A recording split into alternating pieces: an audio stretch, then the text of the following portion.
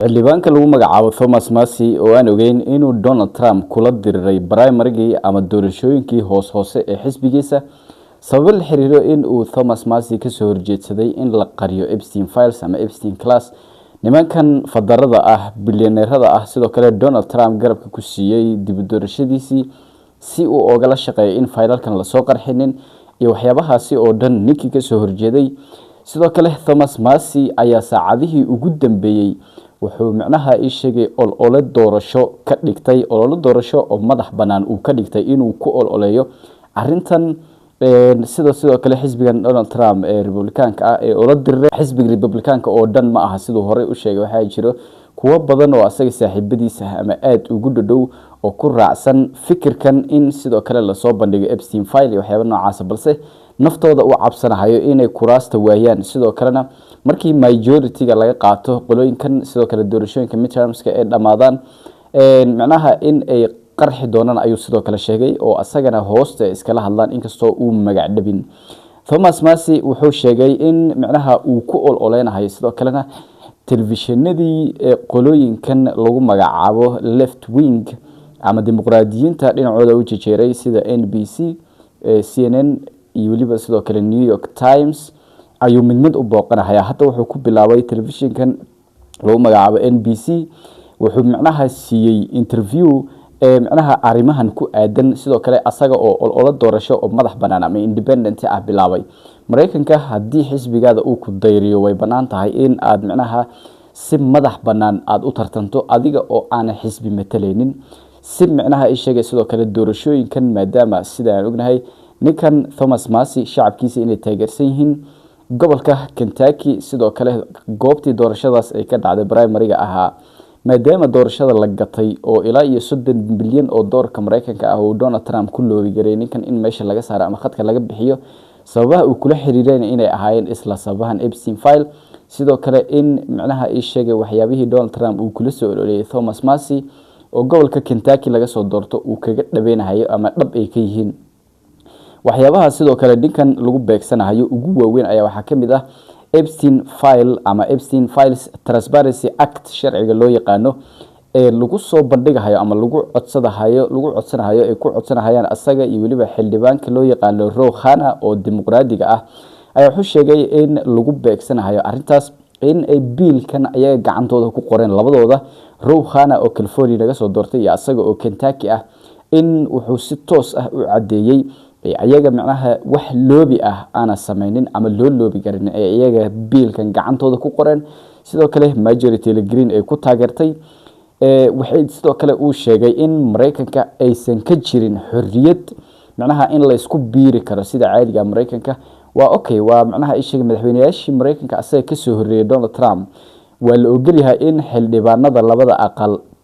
ee labada xisbiye kala duwan ee dimuqraadiga iyo Republicanka ay isku biiriyaan ama isku biiraan si macnaha ay sheegay waafaqsan dastuurkana ay uga hor imaadaan waxyaabaha aan wadanka faa'iido u lahayn sidoo kale in la soo bandhigo waxyaabihii in laga wada shaqeeyo u baahana laga wada shaqeeyo iyada oo aan la fiirineynin qofkan xisbigan uu ka tirsan xisbigana rival baan isku nahay cadow baan isku nahay maxaan macnaha oo la collide garay collusion-kaas maxaan u sameeynaa oo macnaha aan u macnaha ay sheegay soo dhaweysanayna iyo waxyaabo noocaas xorriyada noocaas ay Mareykanka ka jirto sidoo kale Donald Trump asagoo isku dayahayo in uu aamusiyo xorriyadaas ayada ah 10 sano oo ugu dambeysay ay sidoo kale wuxuu sheegay Thomas Massey in macnaha aan la loobi gareenin loobi noocan ah oo laba xildhibaan oo Congress-ka Mareykanka ka tirsan ay isku kaashadeen sharci lagu soo bandhigayo fadaradii Epstein file ka dambeeyeen ee bilyaneerada ahaa sidoo kale lacagaha bilaayinta ku bixiyay in cover up lagu sameeyo oo la qariyo administration-ka Donald Trump gatay ama iibsaday oo lacaga ku maqooniyay si aan macnaha ii sheegay looga daba hadlina madaxweynaha businesskiisa u kala kiciyay sidoo kale ayagana tooda uu macnaha ii sheegay wax canshuura uu san ka qaadin oo wada shaqeyn macnaha saaxiibadiis iyo waliba sidoo kale maamulka Donald Trump iyo administration-ka wasiiradiisa kuwa ugu sarreeyo kuwa hadda xilalka ugu sareeyahayo DEGDEG iyo waliba sidoo kale ninka lagu magacaabo asagana Marco Rubio oo ah wasiirka arrimaha dibadda dhamaantood in lagu soo eedeeyay hadii baaritaan lagu sameeyo in laga soo heli doono sidoo kale Thomas Massey uu sheegay in uu soo qarxin doono hadii waqtiga uu saamaxo inta uusan xilka iska casilin balse arintaas si gaar ah uga hadlayna laakiin hadda wuxuu sidoo kale sheegay ninkan Thomas Massie lagu magacaabo in sababaha kale ama sababta kale ugu weyn ee lagu beegsaday in ay tahay asagoo arintan waliba si xoogan oo doorasho uu ugu isticmaalayo si independent ahna u sharaxan si uu ugu tartamo degmadii Donald Trump xisbigiisa ay ka tuureen ee bareebariga looga guuleystay degmada labaad ee gobolka Kentucky oo ilaa hadda u dirrahayo uusan ka niyad jabin si madax banaanna uu soo tartami doono ayuu sheegay wuxuu ka hadlay fertilizerska dagaalka Iran in ay ku xirnaayeen farmerska ama beeraleyda gobolkiisa Kentucky in ay macnaha sheegay lacagahan aad ugu baahanayeen lacagaha fertilizerska ama bacriminta beeraha loo isticmaalo sidoo kale wuxuu sheegay gas priceska gobolkiisa asaga oo si khaas ah gobolkiisa uga hadlay maadaama arintan ay tahay arin campaign oo macnaha ku campaign gram oo ku ololeynayo olole xoogan waliba uu ka bilaabay hadda midiyaha sheegay qolooyinka liberalka ah dhinacaasna uu u janjeero hadda pro liberal uu soo noqonahay Thomas Massie oo qolooyinkan macnaha wada shaqeyn xagga Epstein file maadaama ay ka dhacaysa asaga iyo xildhibaan California naga soo doortay iyo Row Khana oo macnaha kala shaqeynaya sidoo kale asaga oo sidoo kale arintan macnaha ugu yeerahayo ama u soo bandhigayo constituencies-kiisa ama dadka asaga soo doortay 14 sano ee xilka Congress-ka uu ku matalahayay degmadiisa afraad ee gobolka Kentucky wuxuu sheegay gas priceska ama shidaalkii inuu cirka marahayo ilaa $5 sidoo kale gaaska ama dieselka noociisa kala duwan in uu $6 hadda sii dhaafay gobolkiisa qaybo badan oo kamid ah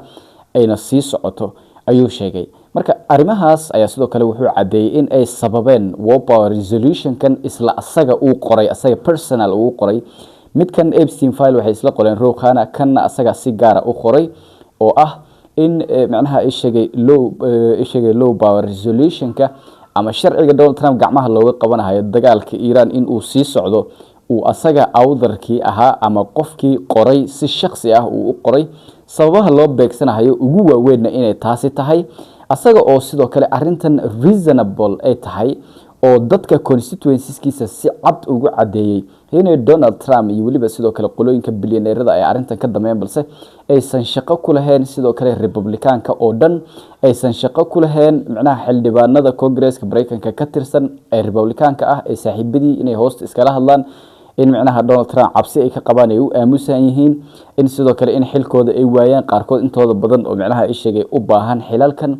oo macnaha desperate u ah hadii ay loos gareeyaan meel kale ay aadaan ama xilal kalena uusan u helin Donald Trump inuu magacaabo inay ku eeganayaan inkastoo saacadihii la soo dhaafay Donald Trump uu sakin ku sameeyay political sakin waxa loo yaqaano ama uu ku beegsanayo xildhibaano ayaga oo kursi ku fadhiyo waliba Republican ah sida xildhibaanka John Thune lagu magacaabo oo sidoo kale Senate-ka matalo oo Republican ah uu ka mid yahay sidoo kale Thomas Massie si uu u proof gareeyo ama uu u cadeeyo in asaga uu markasta ku saxsanaa dagaalka Iran inaan la qaadin sidoo kale ajandihii uu Donald Trump iyo xisbiga uu la soo ororiyay ahaa inaan dagaal la qaadin qaaditaankiisana lagu fashilmay ayaa wuxuu ku cadeeyay dagaalkii ka dhax qarxay Lindsey Graham iyo Ted Cruz oo ah xildhibaano rugcada ah oo sidoo kale isla xisbigan Republican-ka ah ka tirsan isku diriray dagaalka Iran heshiiskii habeen dhaweyd la saxiixday intii qashqashaada ay aqalka cad ka dhicin ka hor iyo waxyaabahaasi oo dhan ayuu sheegay in ay sabab u yihiin asagana uu saxsan yahay marka campaign xoogan ayuu wadaa Thomas Massie waxa buqaalkan isla daawan.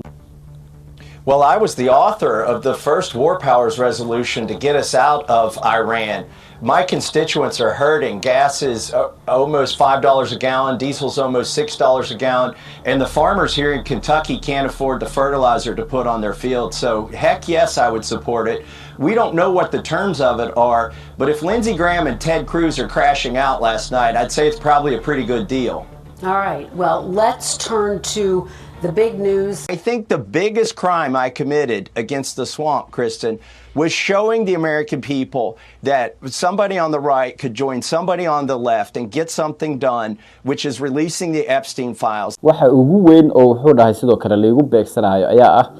in macnaha aniga Row Khan aan kala shaqeeyay ninka lagu magacaabo California laga soo doorto in Epstein file la soo fasaxo annagana aan gacanteena ku qornay soo fasaxida sidoo kale isla xisbigiisa ay ku mucaaradeen hawshaasi hadii uu muuqaalka soo gaaro fikirkaada la wadaag muuqaalkana like noo sarwaan ma santahay.